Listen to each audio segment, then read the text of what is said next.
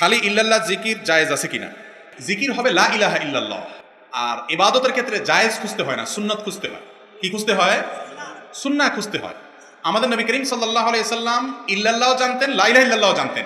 তিনি জিকির করছেন লা ইলাহা ইল্লাল্লাহ, তিনি কখনো ইল্লাল্লাহর জিকির। তা আমি ইবাদত তো করবো নবী করিম সাল্লাল্লাহু আলাইহি সাল্লামের পদ্ধতি অনুযায়ী। হ্যাঁ, ইল্লাল্লাহ জিকির এটাকে যদি আপনি জায়েজ বলেন তো জায়েজ বলেন, কিন্তু আমি জায়েজ কাজ তো করবো না, আমি করবো সুন্নত। সুন্নত হবে কি? লা ইলাহা। যত জিকির লা ইলাহা ইল্লাল্লাহ কেন্দ্রিক আছে, এতবার, 33 বার, 10 বার, 100 বার, এই সব বারের ফুল লা ইলাহা ইল্লাল্লাহ ফরম্যাট আছে, শুধু ইল্লাল্লাহটা আসে নাই।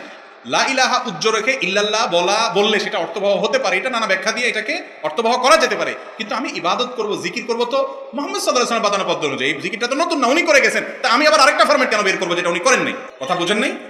আমি তো সুন্নত অনুসরণ করবো। কিন্তু এটার জন্য ইল্লাল্লাহ জিকির যারা করে তাদের 14 গোষ্ঠী উদ্ধারের জন্য হাতা গোছায় ফেলায়েন না, এতে আপনার কোনো কামালিয়াত হবে না। আপনি সুন্নতের উপর আমল করেন, সুন্নতের দাওয়াত দেন।